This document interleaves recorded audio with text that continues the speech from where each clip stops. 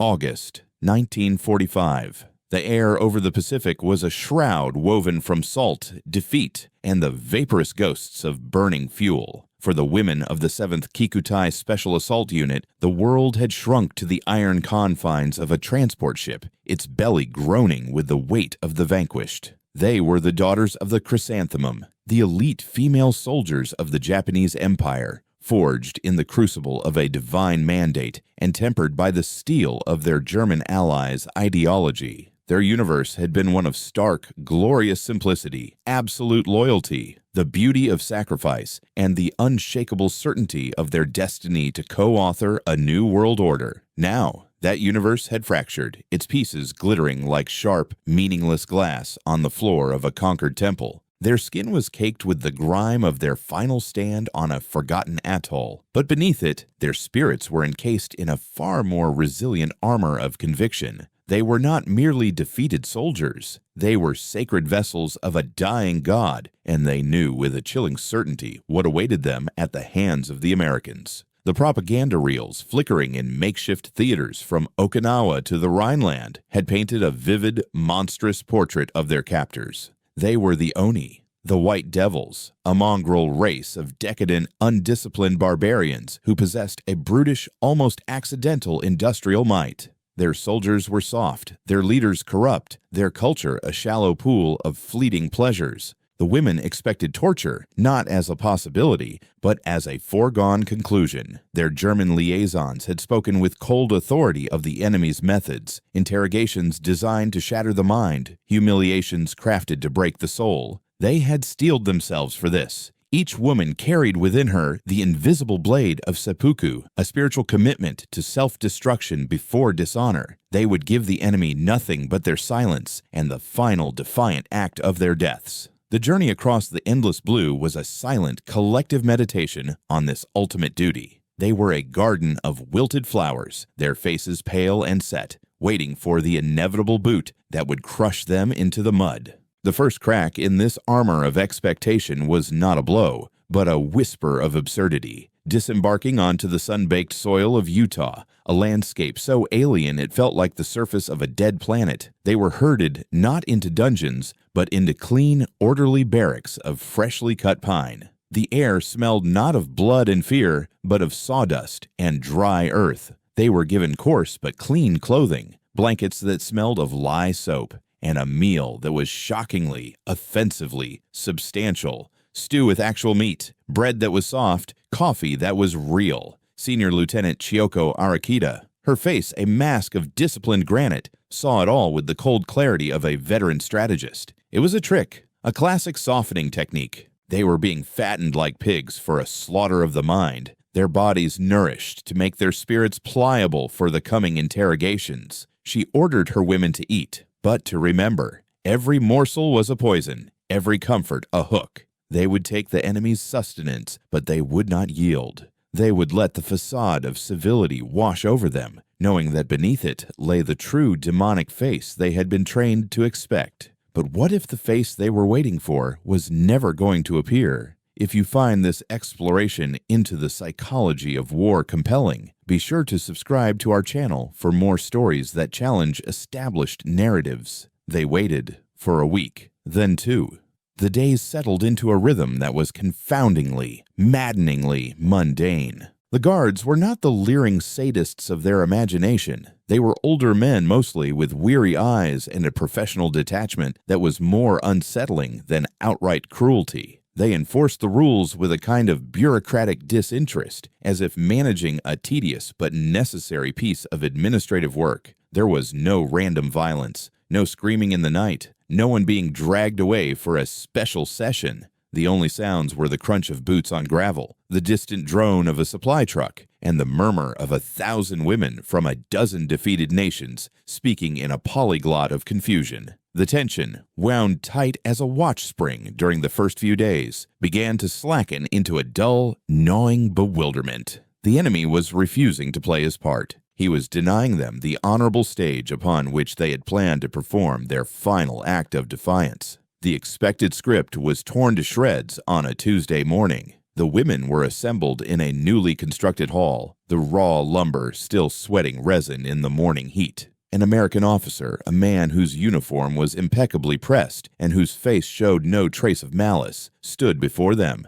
Through a translator, a nervous Nase man who avoided their collective gaze, the officer announced the camp's true purpose. It was not a holding pen for interrogation. It was not a prelude to execution. It was, he explained with an air of simple factuality, a center for re-education and vocational rehabilitation. He spoke of classes, English language, American history, and civics. He spoke of workshops, auto mechanics, agriculture, radio repair, textiles. He spoke of a future, a post-war world where these skills would be necessary for rebuilding. He spoke of the possibility for those who qualified and wished it to remain in the United States after the cessation of hostilities, to find work, to build new lives. A wave of stunned silence rippled through the hall, followed by a scattered, incredulous titter of laughter. It was a joke, a profoundly clumsy, insulting piece of psychological warfare. Teach them. The victors would teach the vanquished how to be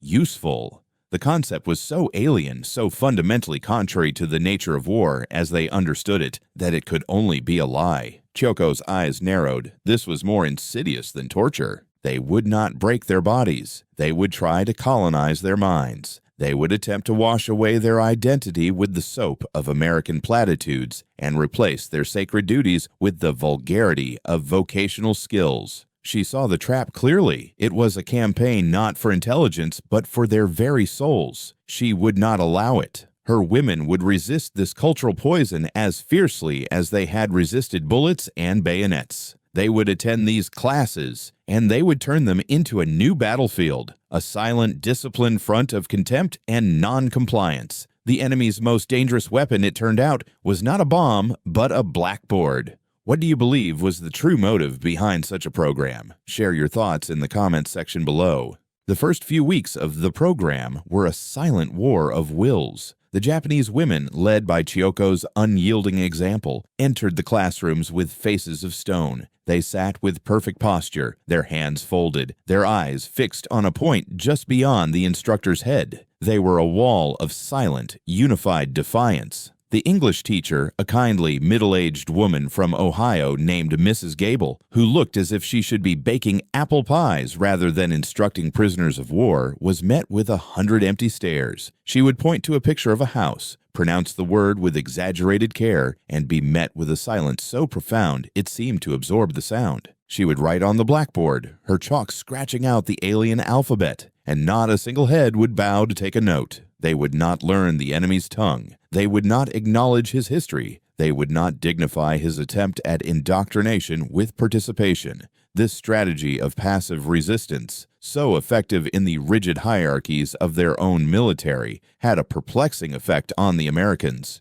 It didn't seem to work. The instructors were not angered. They were not frustrated. They simply continued. Mrs. Gable would arrive every morning, smile her placid smile, and teach to an empty room of present bodies. The civics instructor, a young man who had lost a leg at Anzio, would lean on his crutch and lecture about the 3 branches of government to a sea of impassive faces. There were no punishments for their non-compliance. No rations were withheld. No privileges were revoked. The system simply absorbed their defiance like a vast, soft sponge. It was infuriating. Their contempt, their primary weapon, was having no effect. It was like trying to stab a ghost. The Americans' refusal to be provoked was a quiet assertion of power, more absolute than any act of brutality. The first cracks in their unity came not in the classroom, but in the workshop. While Chioko saw the vocational training as another arm of the enemy's psychological assault, for others, like Corporal Setsuko Ito, it was something else entirely. Setsuko had been a technician in a munitions factory before enlisting. Her world was one of gears and tolerances, of function and efficiency. She was assigned to the mechanic's workshop, where a grizzled master sergeant named O'Malley was tasked with teaching them how to disassemble and reassemble a Jeep engine. For 2 weeks, Setsuko and her comrades stood with their arms crossed, watching with disdain. But Setsuko's disdain was mixed with a grudging professional curiosity. The engine was a marvel of simple, rugged design. The tools they were given were of a quality she had never seen, the steel heavy and precise in her hand. The workshop itself was a temple of organized plenty, with spare parts neatly arranged in numbered bins, a seemingly endless supply. Back home, they had been forced to cannibalize 3 machines to keep one running, their tools worn and prone to breaking. This was different. This was the casual, effortless abundance of a nation that did not even comprehend the concept of scarcity. One afternoon, O'Malley, his hands slick with grease, was struggling to loosen a rusted bolt. He grunted, swore under his breath, and applied a wrench. Without thinking, driven by the pure instinct of a mechanic, Setsuko stepped forward, took a small hammer, and gave the head of the wrench a short, sharp tap. The bolt broke free with a satisfying crack. O'Malley looked at her, surprised. He grunted again, a sound that was not quite approval, but was certainly not disapproval, and gestured for her to continue. In that moment, the war between them vanished, replaced by a shared universal language, the language of a problem solved, of a machine being made to work. Setsuko picked up a wrench, her hands moving with a long, dormant familiarity. She had not been broken. She had not been indoctrinated. She had simply, for a moment, forgotten to be a prisoner and remembered she was a mechanic. The psychological dam was beginning to break, not with a roar, but with a series of small, insidious leaks. Don't forget to hit the like button if you appreciate this detailed look into a forgotten corner of history. The leaks spread. In the agricultural program, women who had grown up on small terraced farms stared in disbelief at the vast irrigated fields and the monstrous tractors that plowed them. They were taught crop rotation techniques and soil science that made their traditional backbreaking methods seem like the work of a primitive age. The sheer scale of it was an assault on their senses. A single American machine could do the work of 100 women in a day. The harvest was not a desperate gamble against starvation, but a predictable, managed surplus. They saw crates of perfect, unblemished vegetables being loaded onto trucks, and they knew that much of it was destined to feed them. Their captors were feeding them with a level of abundance their own nation could not provide for its most decorated soldiers on the front lines. The generosity was not kind. It was humiliating. It was a testament to a power so vast it could afford to be wasteful. The library was perhaps the most potent and silent weapon in the camp. It was a simple wooden building, but inside its shelves were filled with a universe of forbidden knowledge. There were books on world history, not the sanitized, emperor-centric version they had been taught, but sprawling, complex narratives filled with conflicting perspectives. There were novels, poems, and plays that spoke of individual freedoms and romantic love, concepts that had been dismissed as decadent and selfish in their world. Hanai Tanaka, a young signals operator who had joined the army straight from school, found herself drawn to the library. At first, she went to escape the oppressive silence of her comrades, but soon she began to read. She read a history of the American Civil War and was stunned by the idea of a nation tearing itself apart over a moral principle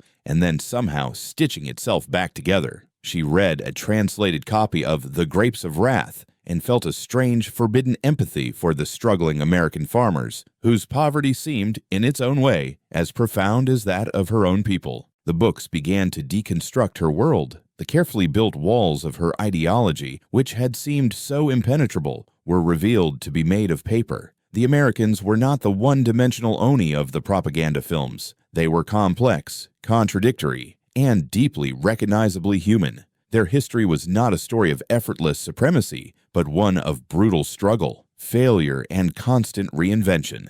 The knowledge was a slow-acting acid, dissolving the certainties she had carried into battle. She began to ask questions in her civics class, her voice small and hesitant at first. The instructor, the one-legged veteran, answered her not with propaganda, but with patient, detailed explanations. He spoke of checks and balances, of the rights of the individual, of the messy, inefficient, and yet somehow resilient process of democracy. He did not ask her to believe. He only asked her to understand. This was the most terrifying thing of all. They were not forcing a new truth upon her. They were simply giving her the tools to dismantle her own. The carefully constructed reality of the Kikutai was dissolving, not in the fire of combat, but in the quiet, relentless light of information. If this story resonates with you, consider sharing it with someone who might also find it thought-provoking. The cognitive dissonance became a collective fever. The women would work in the workshops, marveling at the efficiency and abundance, and then return to their barracks where Chiyoko would lecture them on the spiritual superiority of the Japanese race and the decadent weakness of their captors. They would sit in classrooms learning about a system of government that,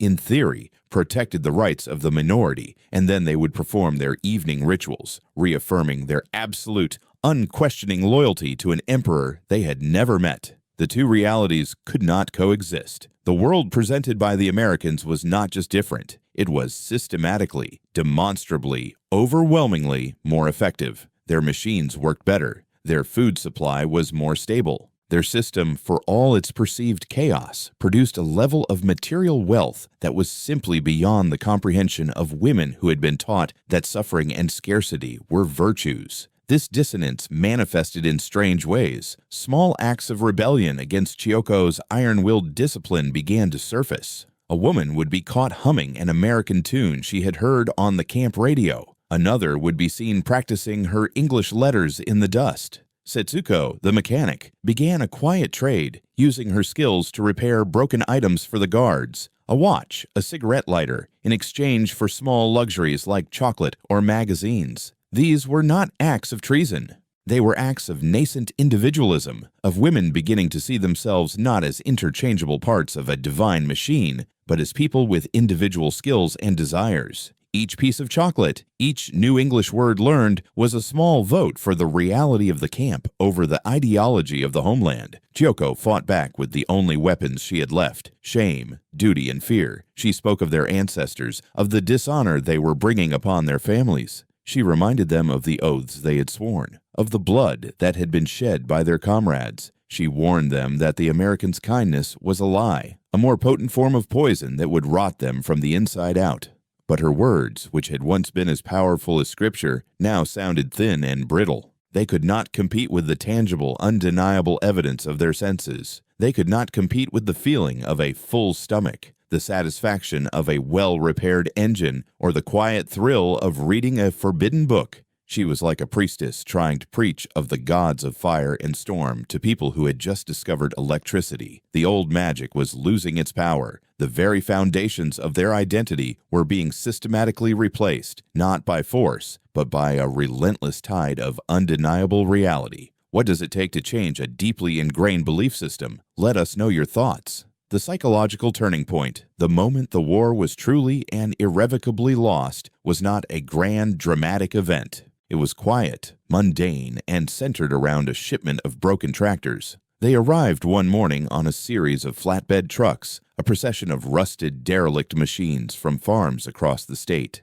They were hulks of faded red and green paint, their engines seized, their tires rotted away. To the women, they looked like the casualties of a forgotten battle, monuments to decay. The American camp commander announced a new project. They would learn to completely refurbish these machines. They would strip them down to their bare frames, machine new parts if necessary, and rebuild them to working order. The purpose, he explained, was twofold. It would provide them with advanced mechanical skills, and once the war was over, the tractors would be sent back to Japan as part of the rebuilding effort. The statement hung in the air, thick with unspoken implications. Once the war was over, the casual certainty of it was breathtaking. The Americans were not just planning for victory. They were so assured of it that they were already engineering the peace, and they were using their captured enemies as the instruments of their own nation's future reconstruction. It was a strategic masterstroke of psychological warfare, but it felt like something more. It felt like a fundamental expression of their entire worldview. They were not interested in punishment, in retribution, in grinding the faces of the defeated into the dust. They were interested in fixing things. They saw a broken world as a vast mechanical problem, and they were confident they had the tools, the resources, and the will to repair it. Chiyoko stood among her women, watching as the first tractor was winched off a truck. For the first time, she felt a sensation that was entirely alien to her, a feeling of profound systemic futility. Her entire life had been dedicated to a philosophy of glorious, beautiful destruction. The ultimate expression of the spirit was the suicidal charge, the kamikaze dive, the final nihilistic embrace of death for the emperor. The Americans, she realized with a sickening clarity, subscribed to a different kind of power. The ultimate expression of their spirit was not a bonsai charge. It was this impossibly arrogant, impossibly confident, impossibly productive act of taking a broken thing and making it whole again. They were going to defeat Japan not merely by destroying its armies, but by rebuilding its farms. In that moment, watching the sun glint off the rusted shell of a John Deere tractor, Chiyoko understood that her nation had not been at war with an army of decadent capitalists. It had been at war with the future itself, and it had never stood a chance. The tractor was not a machine. It was a symbol of a victory so total it had no need for vengeance. This perspective on the end of the war is rarely discussed. If you'd like to support our channel and see more content like this, consider becoming a patron through the link in the description. The project began. Under the tutelage of Sergeant O'Malley and a handful of civilian engineers, the women, now stripped of their ideological resistance, threw themselves into the work. It was a release. For Setsuko, it was a paradise of practical problems. She reverse-engineered worn-out components, sketching new designs in chalk on the concrete floor. She learned to use lathes and milling machines. Her hands, once trained to arm explosives, now calibrated to tolerances of 1/1000th of an inch. For Hanai, the work was a form of penance and rebirth. Each bolt she tightened, each layer of rust she scoured away, felt like an act of atonement for the destruction she had once been a part of. She was no longer a soldier in a divine war. She was a mechanic, a builder, a small part of a process of creation. Even Chiyoko, the last bastion of the old world, found herself drawn into the gravitational pull of the project. She did not work on the engines herself. Her role had always been that of a leader, an organizer. The American commander, in a stroke of either genius or pure pragmatism, put her in charge of workflow and logistics for the Japanese contingent. She was given a clipboard and a production schedule. She found herself coordinating teams, requisitioning parts, and ensuring the project stayed on track. She excelled at it. The same fierce discipline and organizational acumen that had made her a superb military officer now made her an astonishingly effective project manager. She hated the irony of it. She was now using the very essence of her Yamato Damashi, her Japanese spirit, in the service of her conqueror's vision. She was helping them build the tools that would symbolize her own nation's utter, crushing defeat. The first rebuilt tractor rolled out of the workshop 3 months later. It was a gleaming green machine, its engine purring with a smooth, powerful rhythm. The women gathered around it, their faces smudged with grease, their hands calloused. They had done this. They had taken a piece of junk, a symbol of decay, and breathed new life into it. The American camp staff applauded. Sergeant O'Malley, for the first time, cracked a genuine, broad smile. He slapped Setsuko on the back, a gesture of camaraderie that transcended language and rank. In that moment, they were not prisoners and guards.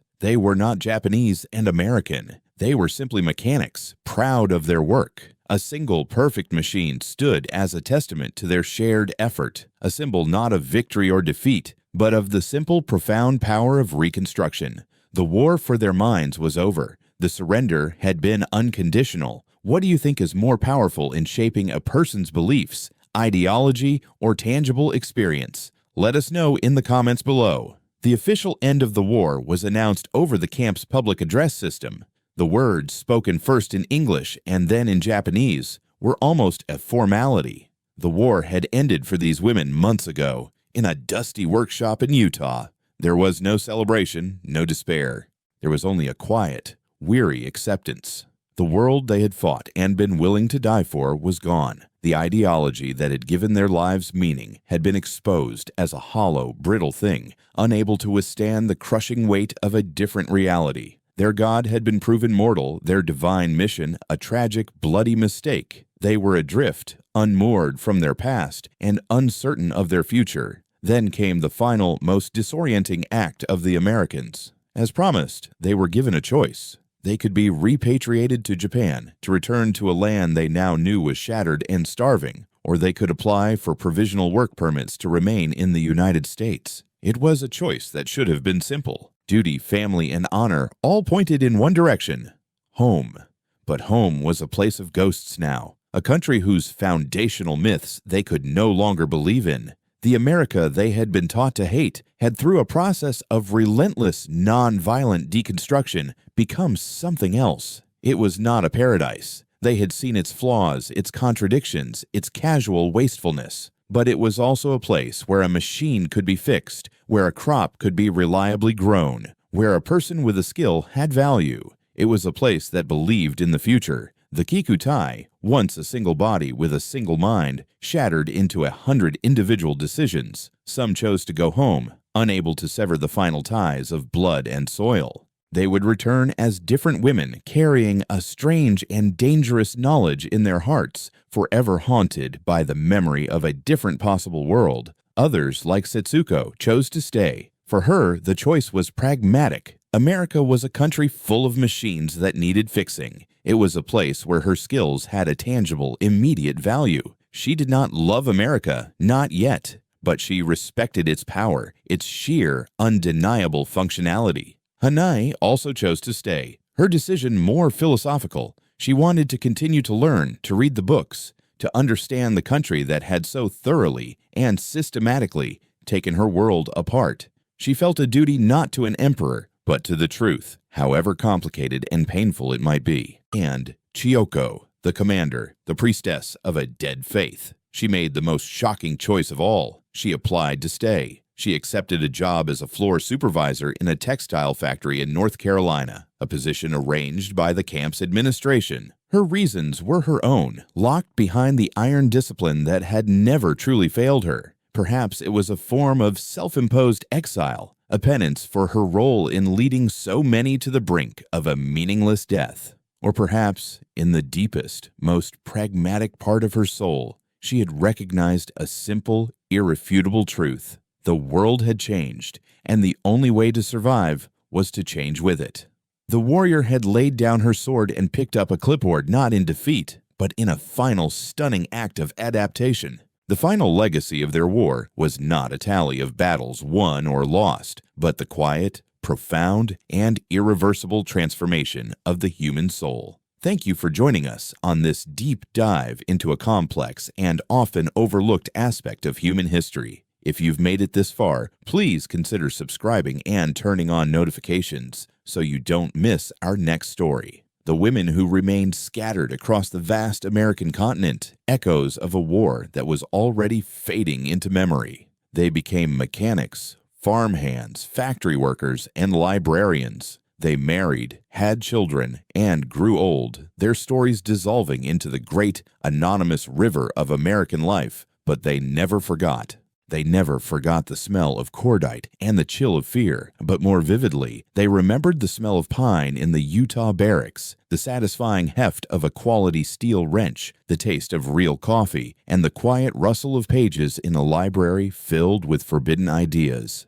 These were the memories that had defined their true moment of surrender. Their defeat had not been on the battlefield, where courage and spirit could still hold meaning even in the face of overwhelming odds. Their defeat had been quieter, more profound. It was the realization that their enemies were not the monsters they had been promised, and that the world was not the simple, binary place their leaders had described.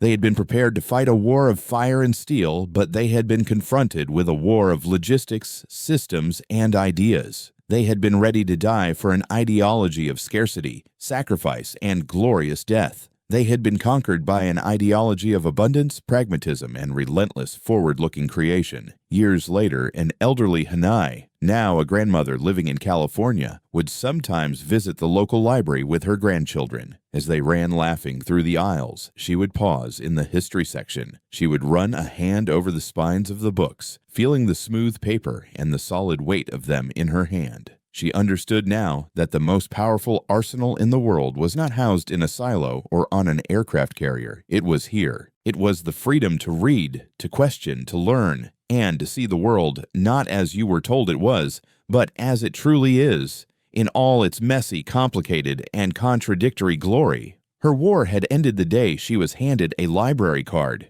It was a weapon against which her old world had no defense. The chrysanthemum had not been crushed by a boot. It had simply, quietly been taught how to grow in new soil. The most profound victories are not those won on the battlefield, but those that reshape the very definition of reality for the vanquished. This story highlights the often unseen psychological dimensions of conflict. We believe these stories are crucial to understanding our shared past. Support our work by liking this video and sharing your reflections below. The legacy of the Kikutai was not one of glory or shame, but of a quiet, momentous collision between two worlds. One world forged in the ancient traditions of honor and the modern crucible of fascism believed in the power of the human spirit to transcend material reality. It was a world of stark beauty and terrifying conviction, where the will to die was the ultimate expression of life. The other world, messy, chaotic, and built on a foundation of relentless pragmatism, believed in the power of material reality to shape the human spirit.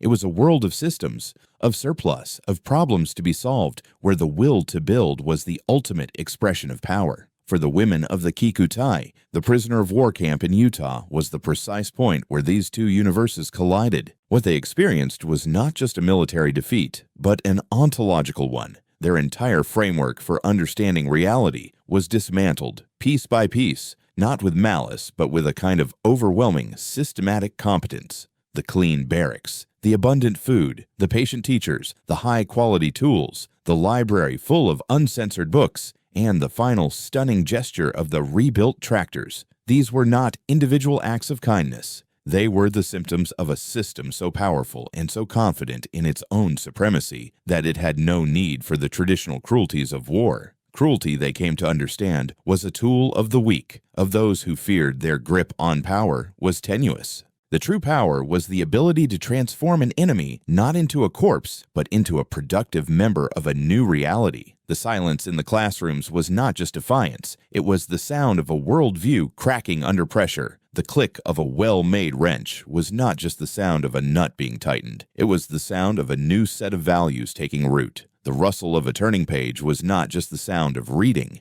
It was the sound of mental chains breaking. The Americans had conquered them not by destroying their bodies, but by demonstrating in 1,000 small, undeniable ways that their own world simply worked better. It was a defeat more total and more intimate than any GI could have inflicted with a rifle. It was the quiet, methodical, and irreversible conquest of the soul, achieved not through torture, but through a demonstration of a reality so compelling it ultimately became irresistible. The most effective propaganda, it turns out, is not a poster or a film, but a functioning system. Our channel is dedicated to uncovering these kinds of stories. If you want to join our community of history enthusiasts, make sure you are subscribed and have clicked the notification bell. The story of these women is a stark reminder that wars are fought and won on multiple fronts. The battlefields of tanks and planes are only the most visible and dramatic stage. A deeper, more decisive war is often waged in the factories, the farms, the laboratories, and the classrooms.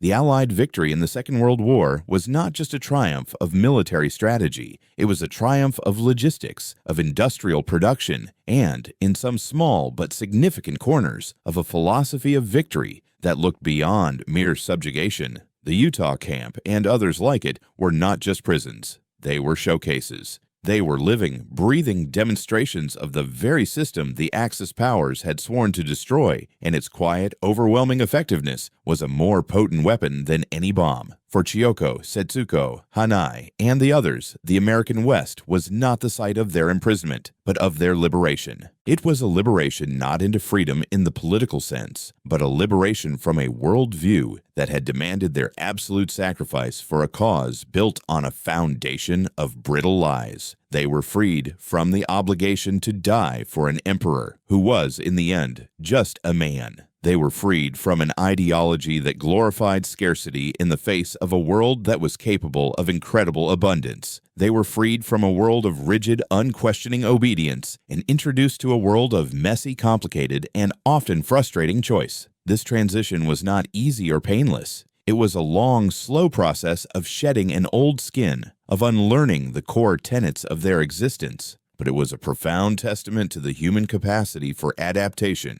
They had been forged as the perfect soldiers for a particular kind of war, a war of spirit against matter. But when the nature of the conflict changed, when it became a war of systems against systems, of ideas against ideas, they were confronted with a choice. to shatter along with their ideology, or to learn, to adapt, and to survive. Their story in the end is not one of Japanese defeat or American victory. It is a story of the immense, often unseen power of reality to assert itself, and of the human spirit's remarkable ability to, when confronted with overwhelming evidence, finally, reluctantly, and irrevocably change its mind. The ultimate defeat is not to be conquered, but to be rendered irrelevant. Thank you for watching. Our next documentary will explore a different, but equally fascinating historical puzzle. We'll see you then.